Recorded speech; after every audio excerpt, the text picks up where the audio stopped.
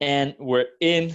So this is Guido, GoalTrainers, your True Potential podcast, and we have a special guest today. It's Eric, a brand strategist, uh, director of several projects, and he worked also with the co-founder of Zumba, of Zappos, and with Eric Edmeades.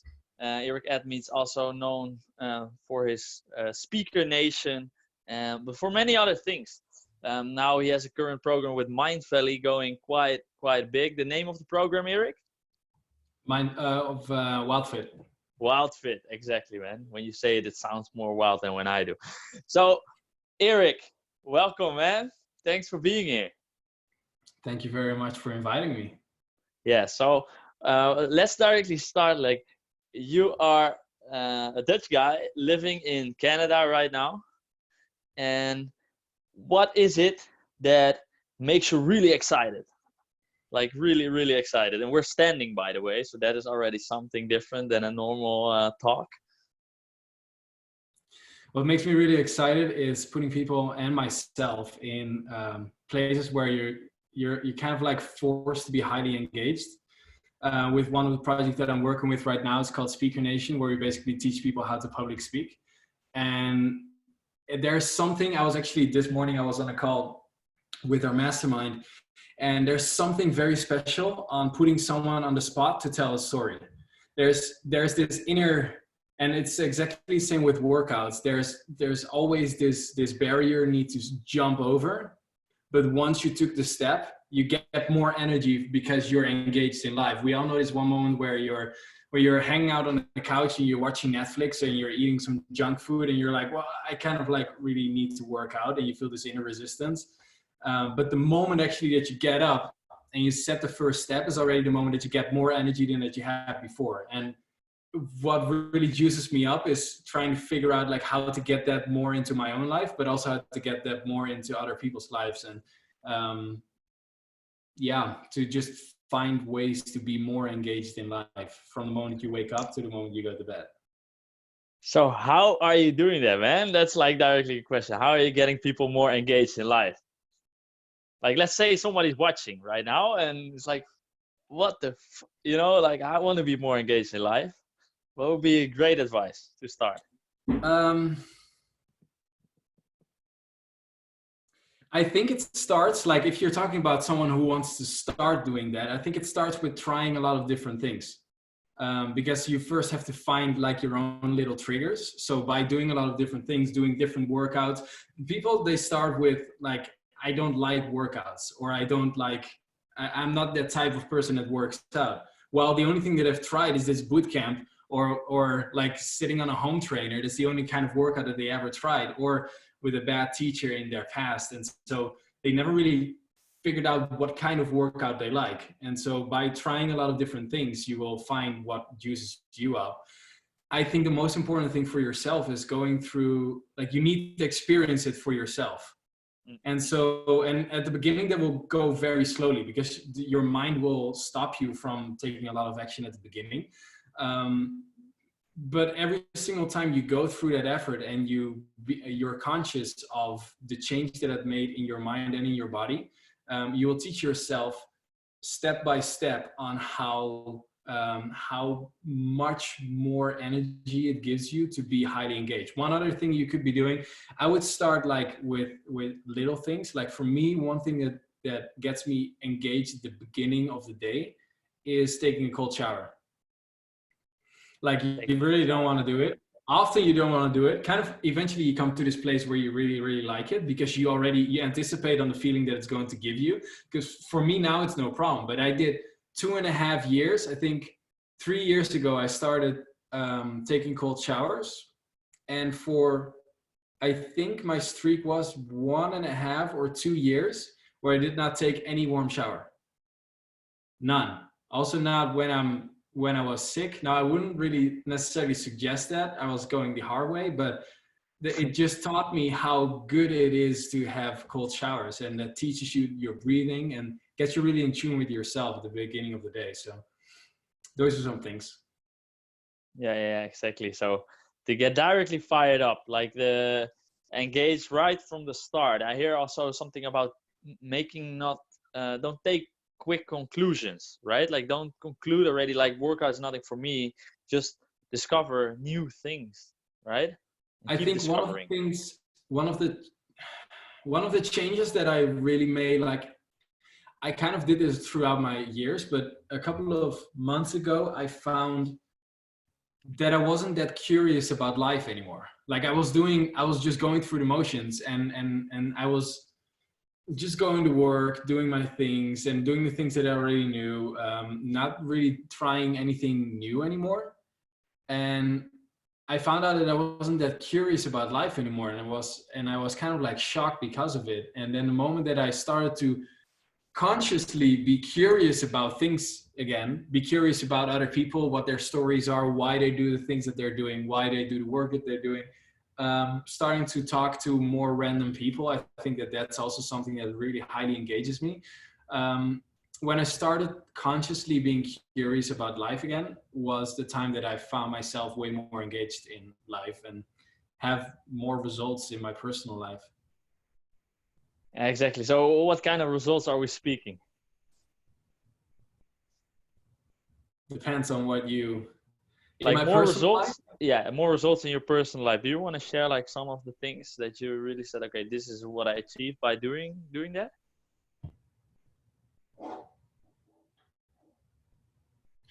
I would say that it's a connection of a lot of things. Like I joined GoalTrainers. That was one of those curiosities that boosted myself. Every single time that basically every single time that I made a change in my life, I decided to surround myself with a new kind of people.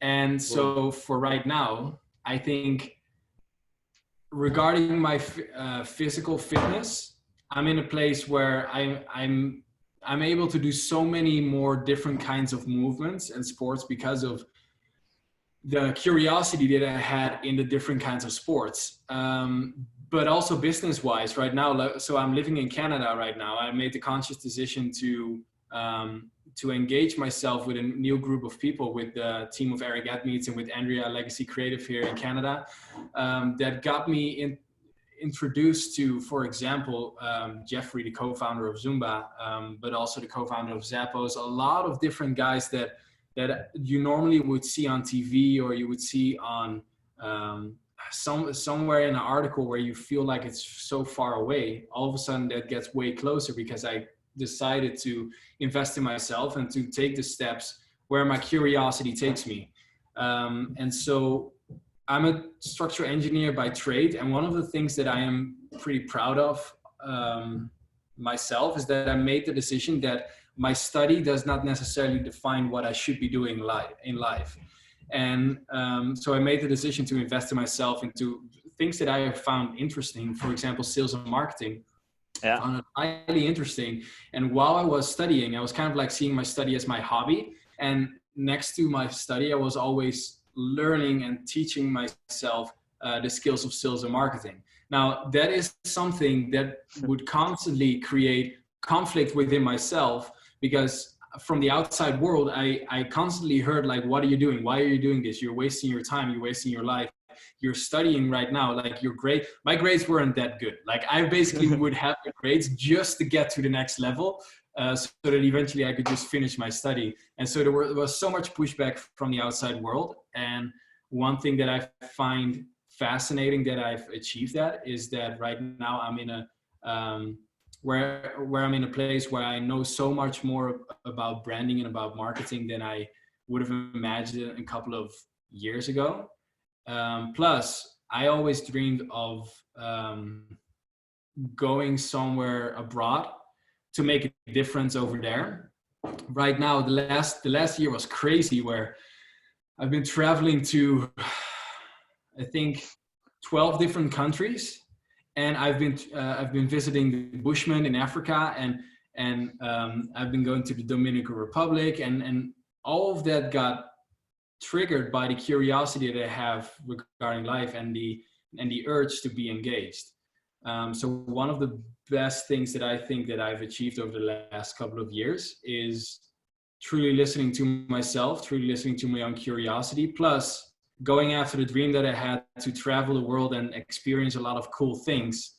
And I think visiting the Bushmen in Tanzania, being able to shoot a documentary a documentary over there, I think that's one of those things that I look back on. And I'm very proud that I put myself in that position by constantly moving forward. Yeah, exactly. As soon as you have a link of that, we'll put that in the description of this video. So like, I can imagine that there's somebody listening to this and think like, yeah, this guy is lucky, or, you know, like sometimes he won the lottery, you know, in a different way. What would you say, like in the past? I know you from the past, and you were, of course, like also starting from somewhere. And what does create this drive? Would you say it's the curiosity, or could you give some other tips or insights that would help someone like that is still figuring out? Let's say the old Eric of 4 or 5 years ago, you would have a call with that Eric now, and you would say some things to that Eric. Yeah, sure. This is this point is always very interesting to me. And I don't share it with that many people. I only really share it with people that are like closer to me. But I think the first year of my study as a structural engineer, I was the youngest person in my study. I didn't really feel like I could connect with these people in my study because they were all, I don't know. I still don't really know why I couldn't connect well with them, but I started to think there was something very wrong with me because I wanted to do the study, but I also didn't want to. And I had so many different other interests and I didn't feel like I could connect with these people. And so what happened was I got into this weird space of that I got pretty close to like becoming very depressed. I was like this one, I know very, very well, this one moment where I was sitting in the train back home and it was raining outside. The perfect movie scene of that. My head was like bumping against the window. There was like rain coming down on the window. I was just sad. And it was such a sad moment in my life. And the issue was that I didn't feel sad, but I didn't feel any emotions at all. And I realized at that moment in time that I didn't feel that for weeks. And if there's something that is terrifying is that you feel nothing anymore.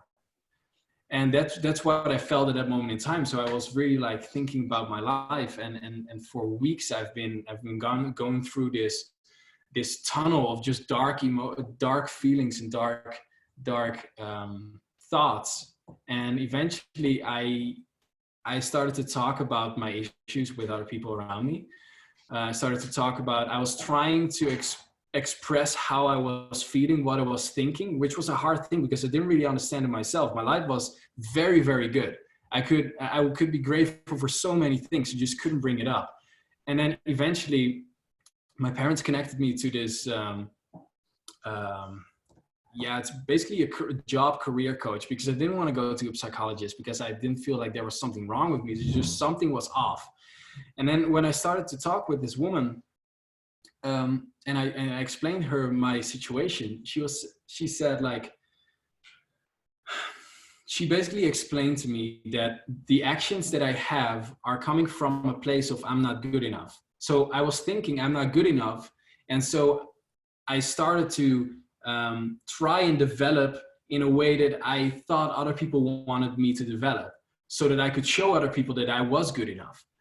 But what that only did was it scattered my own thinking. I didn't really get anything done. And because I was trying to get so much attention from other people and everyone, not just specific people that I really wanted to connect with, but I just tried to get attention from everyone, I found that no one really got me that specific attention that I was looking for, which basically just caused me to think more that I'm not good enough. So I just needed to do more. And then she told me, well, Eric, basically human beings are created to develop, and obviously we have different character traits and stuff like that, but in general most people, they are looking for growth. It's one of those basic human needs that people have. They need to be able to move forward to something. And so she said to me, she said, Eric, what if we just cut this cycle right now, and what if we just decide, or basically you need to make the decision right now. Are you going to develop in a way that you think other people want you to develop? or are you going to develop in a way that you want to develop? And then see what clicks with people. And right at that moment, everything changed in my life. We decided to do this one experiment in my life, to have for 1 week to do everything I wanted and to just leave everything that I did not want to do. With one rule, it needed to be something that I felt like it would improve my development as a human being.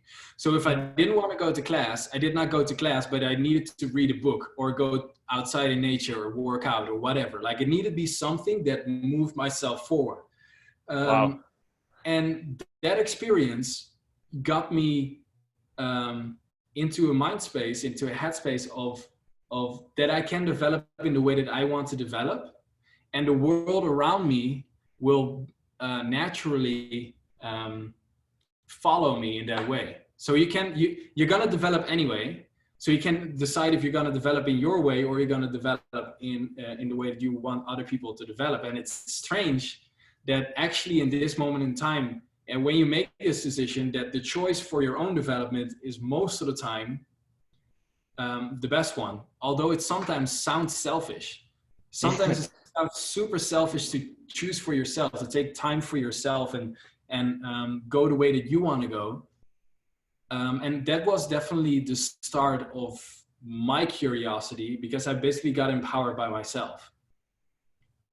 And I think that that's the start. I think it's the start of when you make that decision, you all of a sudden find people that you are jamming well with. All of a sudden you find people that can show you different things in life. The reason why I joined GoalTrainers was because I made that decision. Otherwise, I would have never gone through a training. I would have never tried something new, because like that's not what the status quo tells you to do. No, exactly. I would be drinking beer.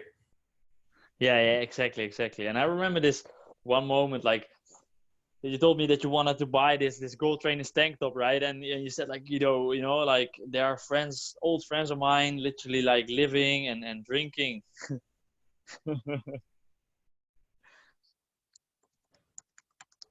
The real OG. Yeah, exactly. The real exactly. OG. Yeah, that's 4 years I have ago. it right here. Yeah, that was 2016 indeed, man. It's so fascinating. Like, you told me that, and I don't want that anymore, Guido. You said, like, it was really a strong conviction that you had, and I still remember it very vividly. Like, you were telling it to me, and I think it was even like in such a strong way that you told me that, like, that tank top really identified or embodied, made the change or the transformation physical, right? That you were going through. Mm-hmm. Yeah. And I find it amazing. So there's 2016. This time that you were with your head against the window. Which year was that? I think it's the same year. Also in I think 16. it was earlier in that year. Oh wow, that's already quite a transformation, from my perspective. And then in 17, I know you came to Gran Canaria, and you went to Finland, right? Like, so the transformation, it was like the snowball went rolling on. Yeah. And then I went to Stockholm, and there I got to meet the team that I'm working with right now. And Exactly. I followed up like a year with this team. Basically didn't hear anything back from them, but like a year later, they all of a sudden invited me to come to a world tour with them. So that was great. That was very, very, very cool. Yeah, exactly. So let's yeah, it's a ladder. Yeah. At the same time, like, to make this like valuable for somebody's listening, think like, okay, what can I get out of this? Like, let's start Gran Canaria, Finland. You know, what did you really get out of it? Like, insight wise, value perspective wise. It's engagement. Like, okay, so let's just walk a little bit through what we were doing in Gran Canaria and what I was doing in Finland, because it comes very close, like every single time. By the way, I don't know, people who are watching this right now and still are living at home. I don't have anything against living at home, definitely not. Like, it's a very, very good thing. However, what I do find is that every single time that I made a conscious decision to like leave home when I was way younger, every single time I did that, I got so much more out of life than when I stayed at home.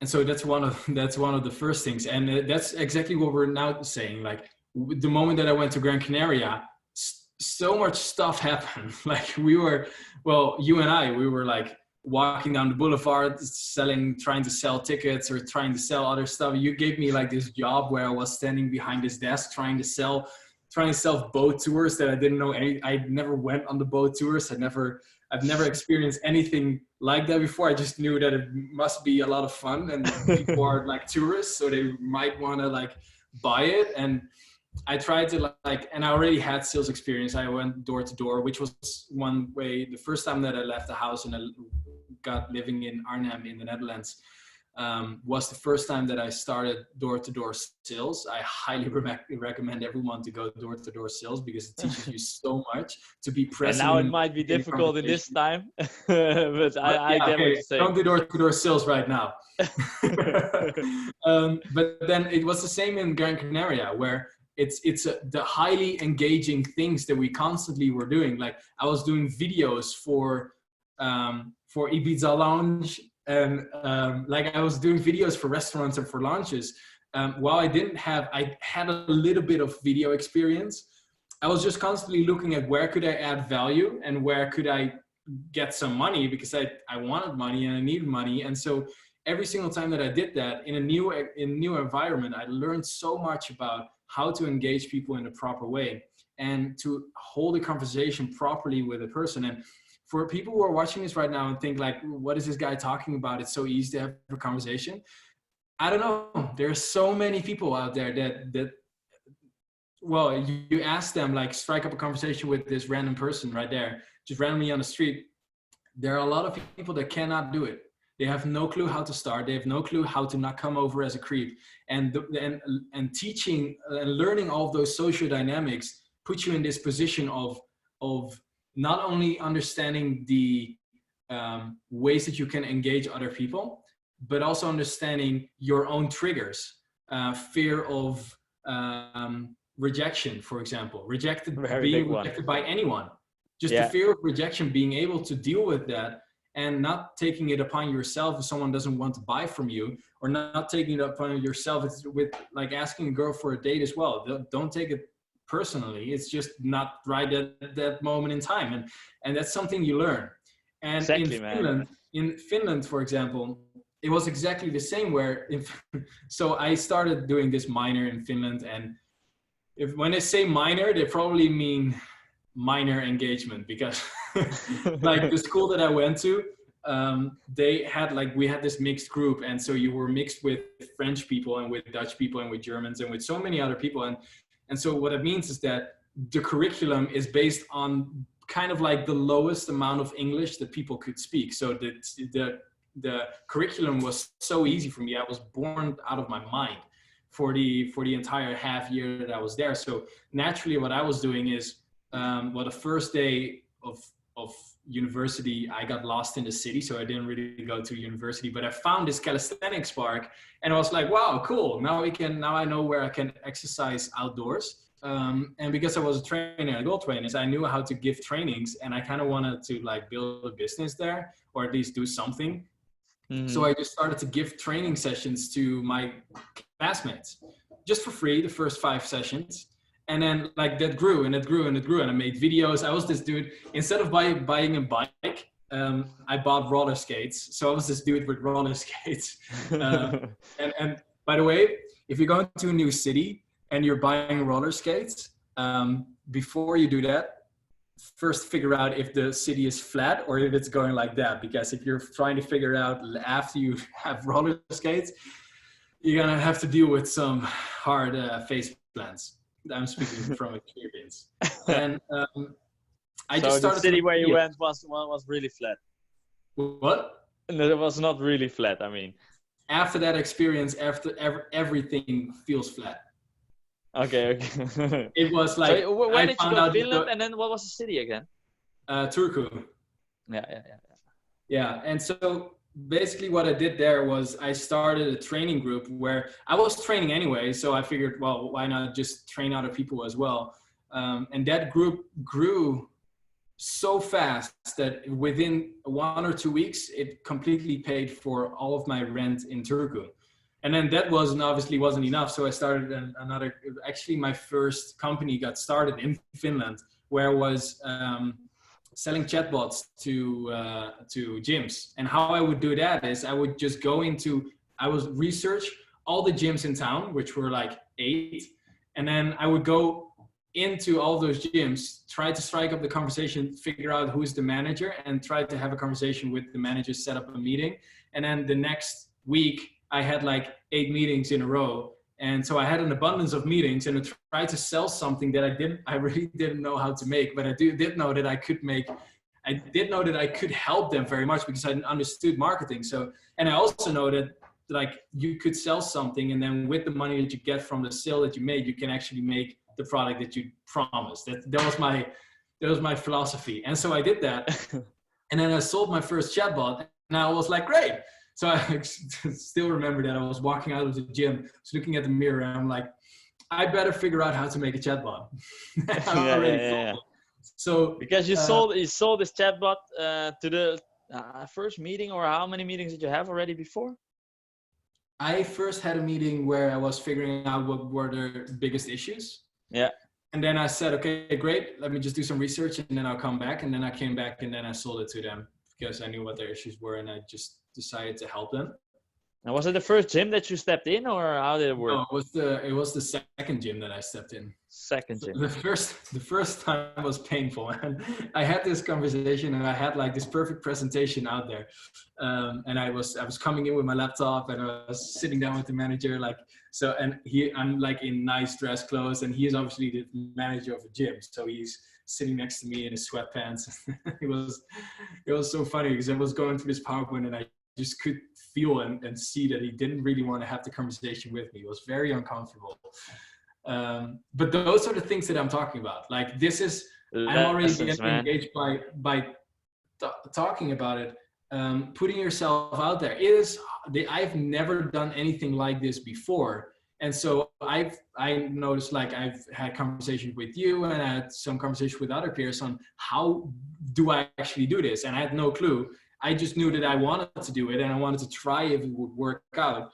And it actually worked out. But then I also needed to deliver on my promises, right? So that engaged me into, well, I better figure out how to do it. Otherwise, I'm screwed. And every single time that I went to some other place in the world, and this could easily be also where I'm just going in the Netherlands. You don't necessarily have to go to other places. I just find that every single time you go to another place, you kind of have a new start because you don't know anyone, and you can like try something new. Create yourself, so to speak, right? Right. And so that's basically, where my journey started. And now I'm in Canada, and I've been in the last year been in so many different places by myself, but also sometimes with a team, and doing things that I was not very comfortable to do. Last summer, I spoke in front of 450 people the first time in Croatia, in Pula. That was awesome. That was great. It got me so fired up. However, what it taught me is going through that first barrier of, I felt afraid to jump on that stage because I had never done something like it before. You know, like it teaches you so much to engage in life and to stay curious about what you don't know yet, and stay curious about what you could still experience. So that, I don't know if that answers your question, but that's kind of, the energy answers, man. It's not always about the specific question. It's more about like the whole story around it as well. I feel like when you're explaining, which you obviously know from the story and the marketing perspective as well. So if we jump like on the same wagon that we started, like Finland, okay, lessons learned, moved forward. You went to where was it? Sweden, to this massive event, right? Like, was it from Eric Edmeades? Was it correct? Mm-hmm. Yeah, and Eric Edmeades. It's called Business Freedom Experience. Was it? It was exactly. Cool. Very nice. Yeah. So there, you also did something different, I figure. You had to do something because otherwise, like, how do you get in touch with the team and that kind of stuff must also not happen totally by chance, you know, like people would say. No. How did that happen? So I kind of, there's one like, um, there's one theme that constantly works through my experiences, and that is that I kind of like place myself in positions where like chances could happen, you know, like obviously there's also some luck that you need to have in order to get like opportunities thrown to you. But it's like this old saying of like, it's funny, the more that I do, the luckier I get. Because what you do is you put yourself into positions that, and you stay open to whatever could come at you. And then but once and this is the key, like once the opportunity actually shows up to you, you jump on that and you don't let go. Like you keep holding on to that opportunity that could eventually happen. And so what I did in Stockholm, so basically, first thing, by the way, I bought my ticket to Stockholm, it was a business freedom experience. It's an experience where for 5 days straight, you learn from this business expert, Eric Edmeades. You basically learn the basics of business and how to set up your business in a way so that it works for you and that you're not constantly the slave of your own business, but the business actually works for you. And so I went there to understand, like, how can I improve my chatbot business? But the funny thing was, like, when I came there, after the first day, I found out that I didn't really enjoy my chatbot business. And I just did that because I thought it was fun in Finland. But then when I was in the Netherlands, I needed to work my ass off to build things that I didn't really want to build. Figured, well, I don't really want to do this. But now I'm in this position where I paid the price to come to Stockholm to stay in this high-class hotel and pay my ticket for the event. So, and in the first day, I figured that I don't want to have my business anymore. So it just feels like I made this investment and now I don't want to do anything with it. Like, it doesn't make any sense. So in my mind, I was thinking like, okay, so what are other things that I could be getting out of this event? And I was looking at the team and I was looking at Eric on stage and I got highly motivated by Eric. And I was like, well, wouldn't it be cool? Like, this team is traveling all over the world, having cool events. Wouldn't it be cool to join them in their adventures? And I was like, well, the first step that I need to do for that is I need to figure out how to befriend the team. So just started to open conversations with every single member of the staff constantly. So I just cracked open conversations with the staff, see where I could provide value to them. Most of the time, it's just by having the energy, giving them high fives, like thanking them for the work that they're doing, and just having fun conversations and being highly engaged in the event so that they actually pick up your energy. One piece was that I was writing down so much notes with so much energy that one of the leaders, actually Andrea, the CEO of the company that I'm working with right now, she was like, I've never seen someone take notes so diligently. And like, we got into a conversation. Then she made a joke about, hey, you should come work with us. And this is the moment where I see, hey, opportunity, perfect, because this is exactly what I wanted, right? So, and she made it like kind of like a comment as a joke. But then again, like, no, there's always jokes have some kind of truth within them, right? So I was like, I'm not gonna let go of that opportunity. So for a year after, for a year straight, I was following up with her. I got her phone number and I was following up with her on what I could be doing for her team. And not in an annoying way, because obviously, like, most CEOs are super busy. So they don't have time to like see like what a dude maybe could do for them. So what I just did was I gave her voice messages, did it in a good energy, gave her value. So basically in ways that she didn't have to think that much anymore. I did my research online on what did the business do, what events were they going to have, how could I add value to that team in those events, by basically thinking like that, and trying to follow up multiple times. And by the way, later she told me, like, one of the biggest reasons actually why we wanted to work with you is because of the work that you were doing with GoalTrainers. basically what I try to do is just put as much energy out there as possible so that people could see what I could be doing, what energy I could be bringing to the team, and then people will see this is the guy that we want. And that's how I did it in Stockholm, and how that ended up me getting to, well, a lot of places. Awesome, man. That sums up actually like a big value bomb. Like, just, yeah, without expectation, just keep on spreading like the high energy on different places and feeling like, hey, this is how I can contribute to people's lives. And also not in an annoying way. That was very, very straightforward that you said it in that way. And that comes down to, like, if you say not in an annoying way, it obviously also brings up like the response in many people, like, of course not in an annoying way. Like, why would you do it in an annoying way? However, if you really, like, if you are in business and you are in a position where people are like reaching out to you, there are so many people that don't understand social dynamics. And this is the reason why I think everyone should be doing door-to-door sales, not right now, but like at least do something.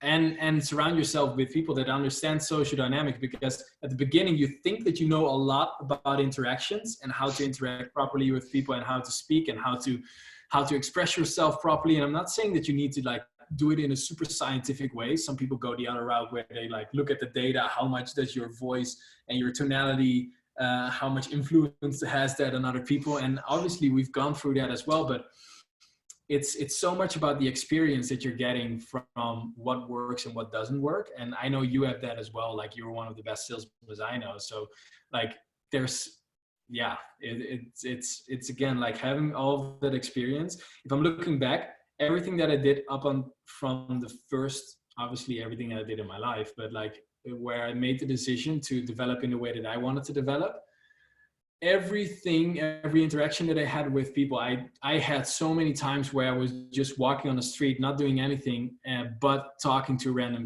strangers, because I wanted to learn how to strike up a conversation with random strangers and how to keep their attention, make new friends, and put myself out there in highly engaging conversations, which was the most important skill I've ever taught myself, basically. Yeah, wow, man. So from the basics on the street all the way, like social dynamics, it's also like people think they change on a certain level when you speak with certain people, but like social dynamics will still stay social dynamics, right? Like, I mean, people will still stay people. You just have to be straighter to the point, maybe even, right? And don't like walk around things anymore, but be like to the point, and also be playful. So it's not only a skill, indeed, as you said, it's also an art, correct? Yeah, I would say yes. But then also I would say, like, what is art? And I think that every skill can be turned into an art. Yeah, okay. I love that one. Every skill can be turned in an art. So that's also what you're probably now doing with marketing, like to give some insights, maybe some tips about like marketing basics. Like, what would you say that are let's start with what is going wrong. What's the main problem that you see with most marketing nowadays? Yesterday I was on Instagram and I got this ad of how to travel the world as a content creator. I'm like, dude, didn't you get the memo? Who is traveling the world right now? No one. Like, how are you still putting out ads on how to travel the world while coronavirus is taking over the world? Like, how are you still? So that's one of those things where we had like a lot of conversation where people just expect stuff to put out there and then expect people to flood over their content and flood over their messaging, while most of the time what really wins the game is consistency. This was also something that I had a hard time like wrapping my head around, because I was like, well, if I just put like, if I put myself out there once and like it's very, very good, or inconsistently, then like people would notice me, and then I would get like the interest of people that they wanted to work with me and stuff like it. But like the more that I work with brands and the more that I work with agencies, I find that getting clear on your message first and on your brand, super important. Otherwise, you're just cleaning up your mistakes from the past later on when you maybe succeed. But getting clear on that first message and the brand and the vision of your brand that you want to do first is super important. Getting clear on who you want to serve, what you actually offer, what the values, what the benefits are of the things that you're providing, and then finding out how you're going to communicate that to your audience, where your audience is, what kind of content you're going to put out there, or what are ways that you're going to communicate with those people. And instead of then like starting on one platform, then jumping to another platform, try and see if that works, then jump to another platform, try to see if that works, stick to one or two or three different platforms, stay there, make sure that you nail that before you actually go to something else. So you can stay consistent with the pieces of content, you can stay consistent with your messaging, and you become more predictable for the audience, so that every single time that they need that hit of whatever you bring, like for example, if you bring inspiration, if you bring courage, if you bring whatever feeling you're bringing with your brand, that every single time that people need that, they feel like that feeling that they need that, they can just go to your brand and they know that they will get that spike that they're looking for. So if you stay consistent with your brand and with your messaging, you will find out that it will work. And if it doesn't work, that means that your messaging is off. That's what I would say. Awesome, man. So yeah, you went directly into a tip from what is going wrong. And I think, yeah, actuality, right? Focus on like what is trending. And like this example that you gave was like really strong, because like no one is even thinking about like, okay, I can travel the world in a month again, because we don't know. We're so like clueless about when this thing is going to be over. Yeah. Like why would you run an ad like that indeed? Like, but it's dumb because no one's going to click on it. Well, maybe people will click on it, but they won't be able to do something with it. So I'm like, do you know that you have that ad running, or is it, yeah, I don't know. You always want to warn them. Yeah. Yeah. Yeah. So, there's so many interesting things that you share, and I feel like a person that would be watching this can get so much from it. As like a last point, and I want to talk about the following up with people, because you did that in a really fun way with Andrea from Legacy Creative, and that's why they eventually hired you. But not only with a direct follow-up, right? Like there's also like other ways. For example, keep putting out content and sharing it on places where they are as well. Like you did, for example, in this group. There was this group on Facebook, the Post Business Freedom group or something, and you were like keeping also the engagement up there. So every time they would check their feed, they would also see you, instead of like that they get a direct message from you, they would see in this group. And like, what kind of tips could you give more about like following up in creative ways? I would say like everything, like always, when I have the same issue when I'm listening to like marketing podcasts or whatever kind of podcast that are talking about this, it always comes down to so much of the basics. And it's always when you hear it, you're like, yeah, I know that. But then in real life, most people don't really do it. And I catch myself often in not doing it, is understanding who you're actually talking to, like understanding who it is that you want to reach, and then understanding what the values of that person are. Because if you don't know what the values of that person are, then you also don't know how to put yourself out there. Like, what are you going to talk about? What is valuable to that person? Most people, they just talk about what their skills are, not necessarily what those skills could do for that person. And if that's actually a skill that that person wants to have in their team. Yeah. So like, think about who are you trying to reach? It's super basic. Like, who are you trying to reach?